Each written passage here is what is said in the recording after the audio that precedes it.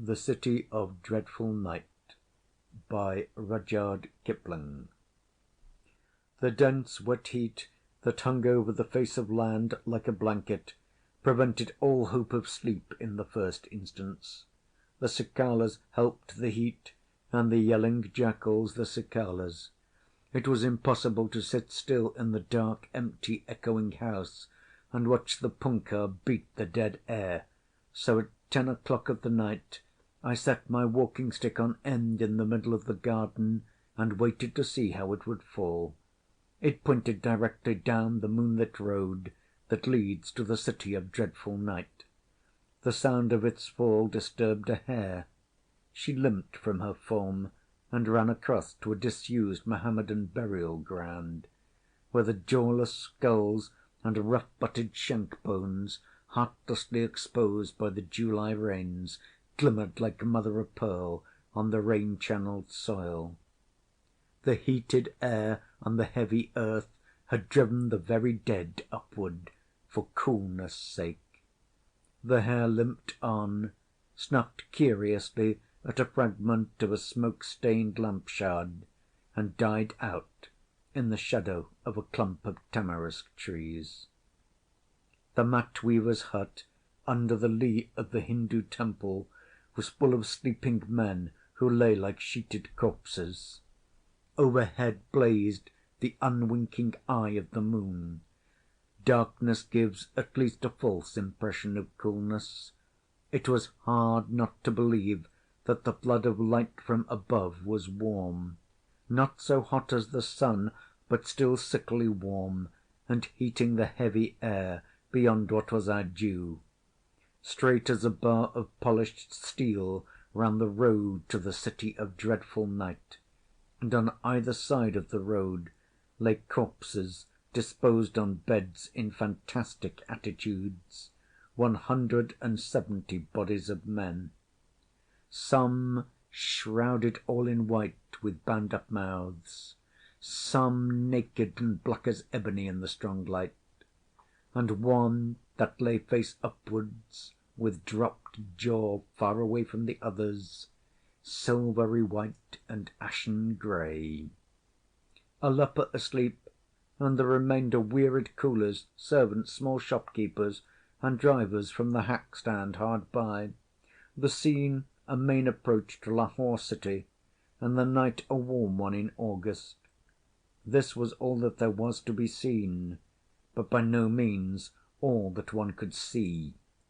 The witchery of the moonlight was everywhere, and the world was horribly changed.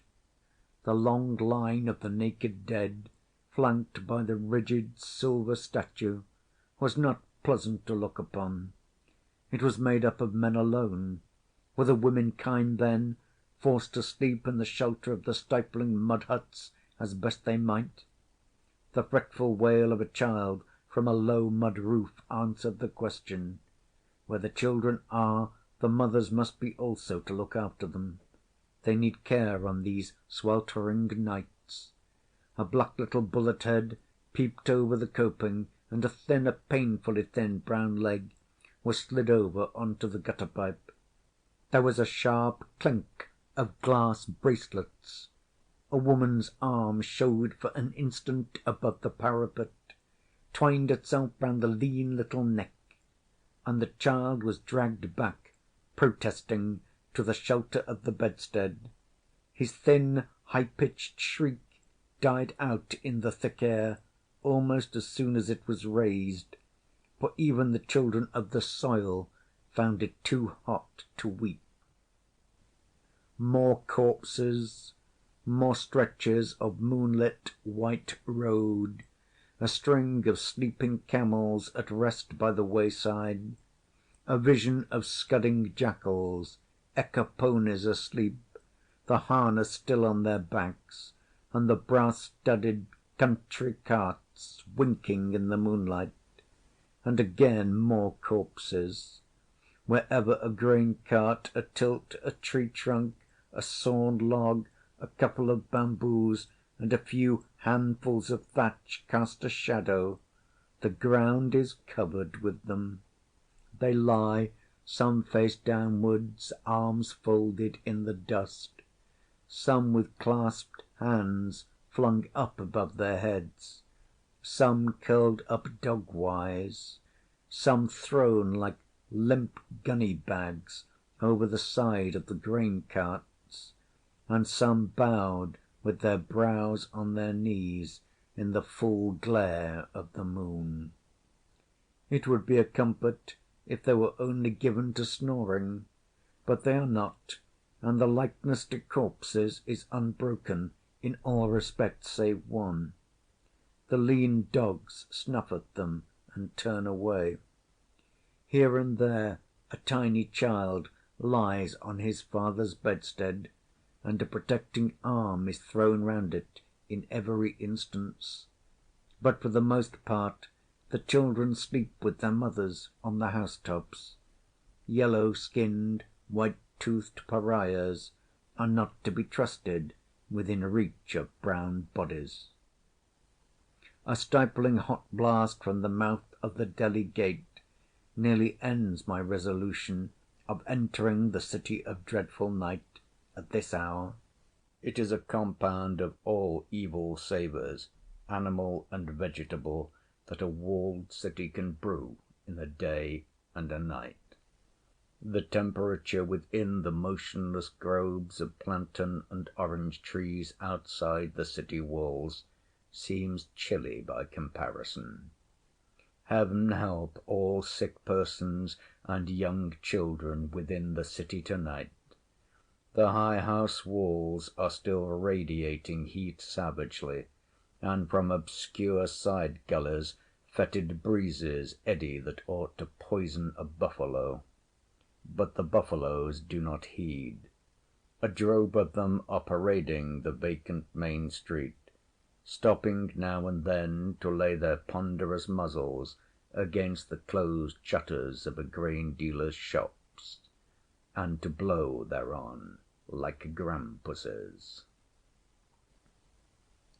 Then silence follows, the silence that is full of the night noises of a great city.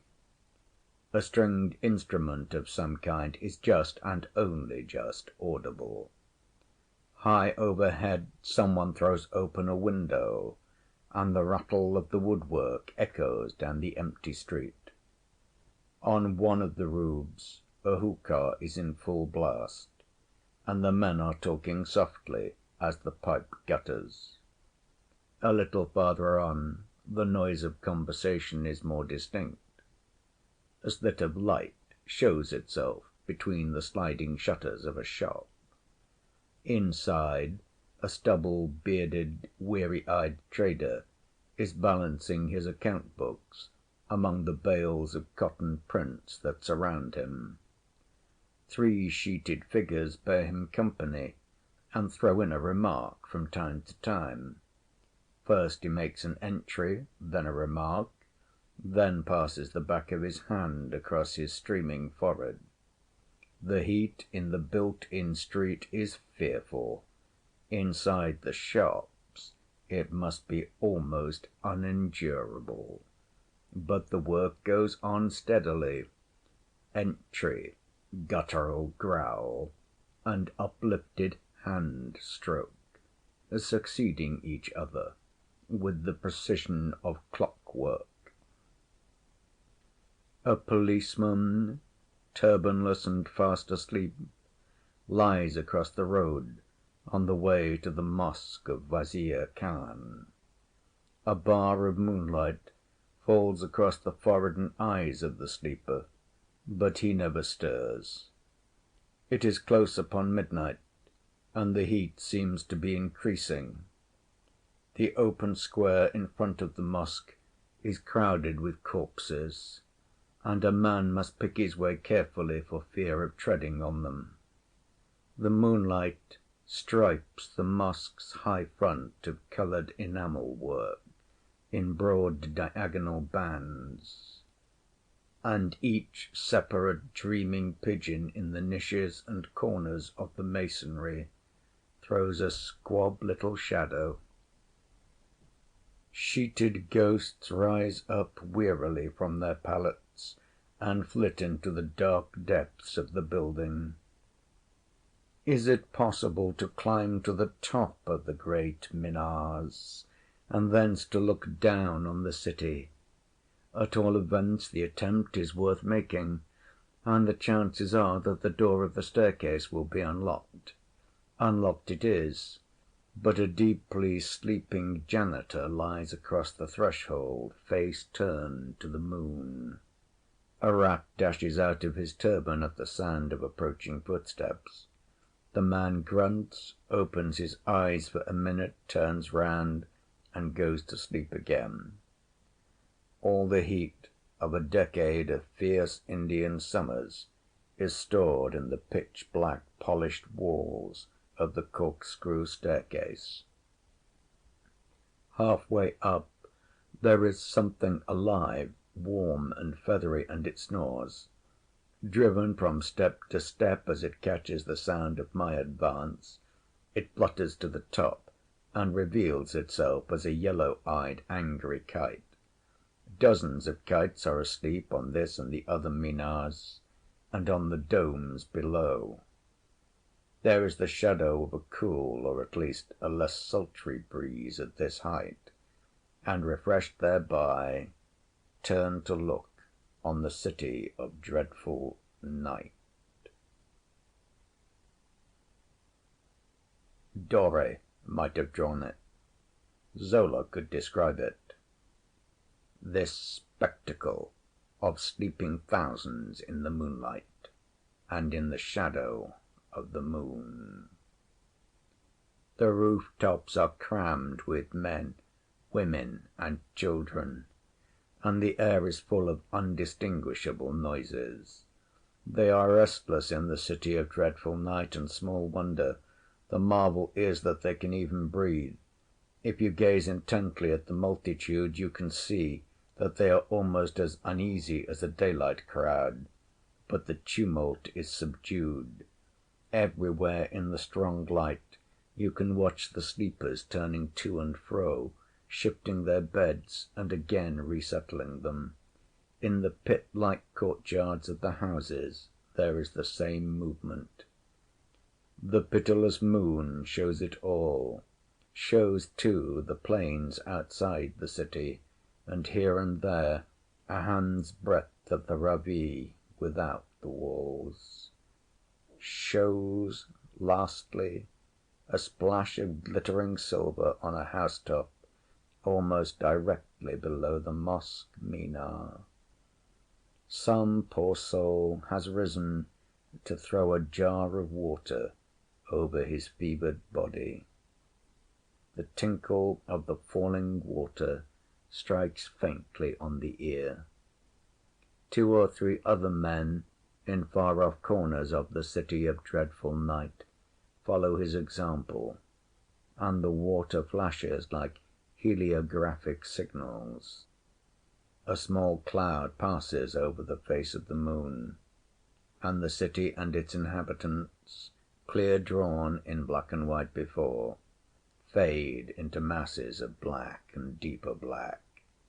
Still the unrestful noise continues, the sigh of a great city overwhelmed with the heat, and of a people seeking in vain for rest. It is only the lower class women who sleep on the housetops. What must the torment be in the latticed zenanas, where a few lamps are still twinkling? There are footfalls in the court below. It is the muezzin, faithful minister, but he ought to have been here an hour ago to tell the faithful that prayer is better than sleep, the sleep that will not come to the city. The muezzin fumbles for a moment with the door of one of the minars, disappears a while, and a bull-like roar, a magnificent bass thunder, tells that he has reached the top of the minar. They must hear the cry to the banks of the shrunken Ravee itself. Even across the courtyard it is almost overpowering. The cloud drifts by and shows him outlined in black against the sky. hands laid upon his ears, and broad chest heaving with the play of his lungs. "Allahu Akbar!" Then a pause, while another Muezzin somewhere in the direction of the Golden Temple takes up the call. "Allahu Akbar!" Again and again, 4 times in all, and from the bedsteads a dozen men have risen up already. I bear witness that there is no God but God. What a splendid cry it is, the proclamation of the creed that brings men out of their beds by scores at midnight. Once again he thunders through the same phrase, shaking with the vehemence of his own voice, and then far and near the night air rings with "Mohammed is the prophet of God." It is as though he were flinging his defiance to the far-off horizon where the summer lightning plays and leaps like a bared sword. Every Muezzin in the city is in full cry, and some men on the rooftops are beginning to kneel. A long pause precedes the last cry. "La ilaha illallah," and the silence closes up on it, as the ram on the head of a cotton bale. The Muezzin stumbles down the dark stairway, grumbling in his beard. He passes the arch of the entrance and disappears. Then the stifling silence settles down over the city of dreadful night. The kites on the Minar sleep again, snoring more loudly. The hot breeze comes up in puffs and lazy eddies, and the moon slides down towards the horizon. Seated with both elbows on the parapet of the tower, one can watch and wonder over that heat-tortured hive till the dawn. How do they live down there? What do they think of? When will they awake? More tinkling of sluiced water-pots, faint jarring of wooden bedsteads moved into or out of the shadows, uncouth music of stringed instruments softened by distance into a plaintive wail, and one low grumble of far-off thunder. In the courtyard of the mosque the janitor, who lay across the threshold of the Minar when I came up, starts wildly in his sleep, throws his hands above his head, mutters something and falls back again. Lulled by the snoring of the kites, they snore like overgorged humans. I drop off into an uneasy doze, conscious that 3 o'clock has struck, and that there is a slight, a very slight, coolness in the atmosphere. The city is absolutely quiet now, but for some vagrant dog's love-song. Nothing save dead, heavy sleep. Several weeks of darkness pass after this, for the moon has gone out. The very dogs are still, and I watch for the first light of the dawn before making my way homeward. Again the noise of shuffling feet. The morning call is about to begin, and my night watch is over. "Allahu Akbar! Allahu Akbar!" The east grows grey and presently saffron. The dawn wind comes up as though the Muezzin had summoned it, and as one man the city of dreadful night rises from its bed and turns its face towards the dawning day. With return of life comes return of sound. First a low whisper, then a deep bass hum, for it must be remembered that the entire city is on the housetops. My eyelids weighed down with the arrears of long-deferred sleep, I escape from the Minar through the courtyard and out into the square beyond, where the sleepers have risen, stowed away the bedsteads, and are discussing the morning hookah. The minute's freshness of the air has gone, and it is as hot as at first. "Will the Sahib, out of his kindness, make room?" What is it? Something borne on men's shoulders comes by in the half-light, and I stand back. A woman's corpse going down to the burning ghat, and a bystander says, "She died at midnight from the heat." So the city was of death as well as night, after all.